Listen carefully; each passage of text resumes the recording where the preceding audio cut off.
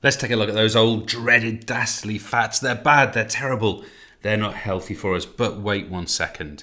We are going to argue here that fats are a source of energy and they can be stored. Now just remember, when we talk about a stored energy, ultimately what we mean by that is that's a potential energy store.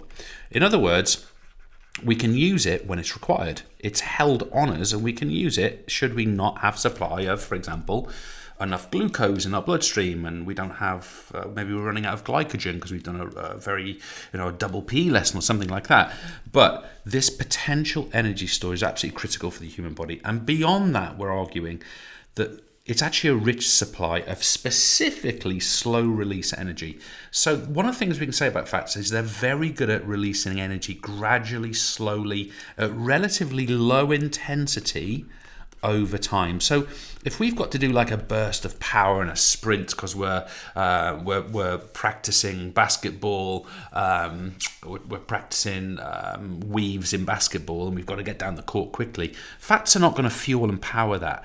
But if we're doing a slow cycle in the gym, if we are, for example, doing mountain walking and we're out on a Duke of Edinburgh Award expedition, for example, fats are going to be absolutely critical for that work. Now, I want to introduce you to where fats are contained, what kinds of foods. You see here, we've got things like, we've got things like fish, we've got, especially oily fish, we've got things like meat, we've got things like oils, we've got things like nuts, we've got things like avocado. All of these are sources of fat. And I should stress here that the ones I've put in the image, these are relatively healthy fats, more of which I'll come back to in a few moments' time. But that's where we actually get or derive our fats from. And beyond that, I also want to do what we often do at this point in these tutorials. I want to give the actual component of our diet that should be made up with fats. So first things first, let's remind ourselves that 60 to 65% of our energy intake will be carbohydrates. If I spell it correctly, there's an R in there.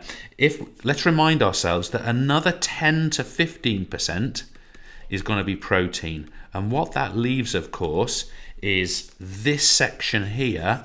We are going to anticipate that something in the region of 25 to 30% of our dietary intake is going to be in the form of fats. Now, that's actually a surprising figure when you tell it to most people.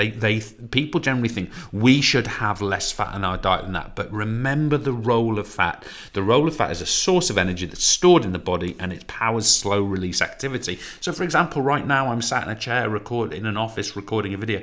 This has been powered by slow release energy. It's been powered by a very gradual and ongoing breakdown of fat, I hope, around my body. Okay, so that's actually what's taking place. Now, what I want to do next here is I actually want to draw a fat for you, and you might be thinking, okay, that sounds interesting. Well, but you might not be. But a fat would look something like this, okay? So this is what I'm going to start referring to. This is a lipid, by the way. So here we have this kind of blocky component. And I'm going to tell you that this is called glycerol.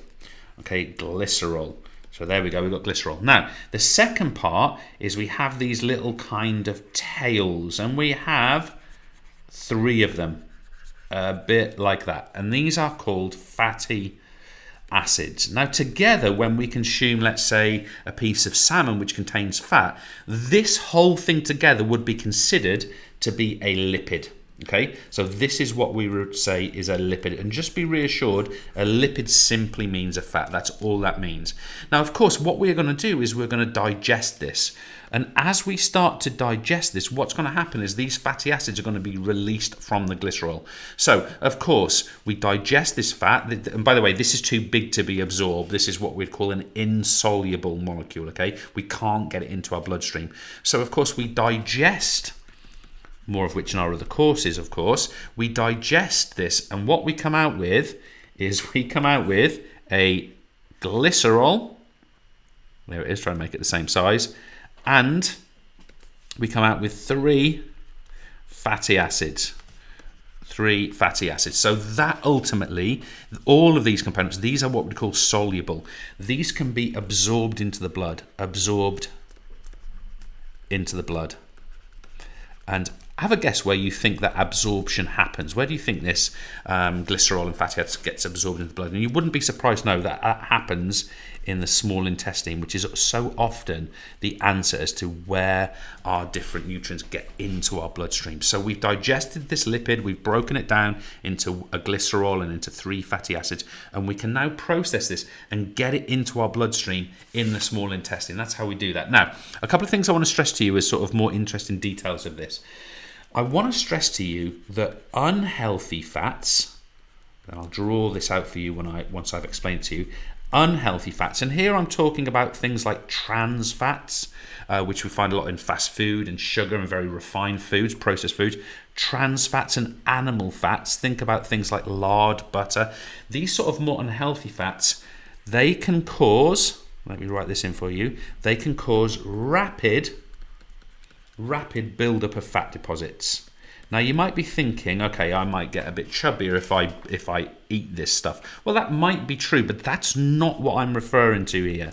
The fat deposits I'm referring to are not the fat deposits that are sort of like the fat under the skin that make us a bit rounder. What we're talking about here is fat that is in the bloodstream. Now, I want you to imagine that what I've just drawn here, this is an artery. And I want you to imagine that blood is flowing in this direction, and it's flowing, let's say, around the body or up to the lungs, either. What we're saying is that with our unhealthy fats, they will begin to build deposits on the inside of our arteries like this. So you can imagine now, if we had something like this, you see how this blood squeezing through that now narrower gap, that is now going to have higher blood pressure. So this is not a healthy state of affairs. We could also talk about it being high cholesterol. So eating lots of trans and animal fats can cause these deposits in the blood. And you can imagine if these things sort of started building up, really regularly or getting really, really large, this would become a really, really significant problem. And there's another factor here. When these deposits build up, if they're there long enough, they can actually make the wall of the artery become really inelastic. Okay, it sort of calcifies it and becomes really inelastic so that it actually can't stretch anymore. So that's an added issue as well. So the point we want to make here is that these fatty deposits, they can increase blood pressure. But now to the good news.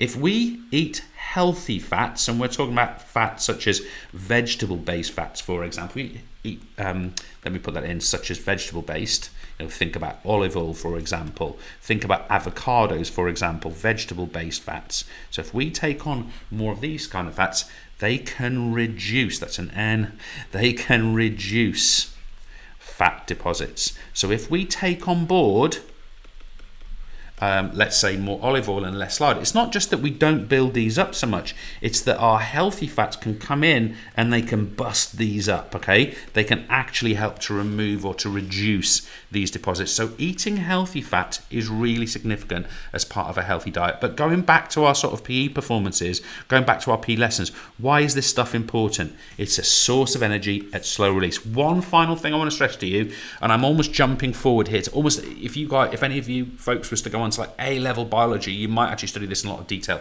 Just one little detail I just want you to be aware of.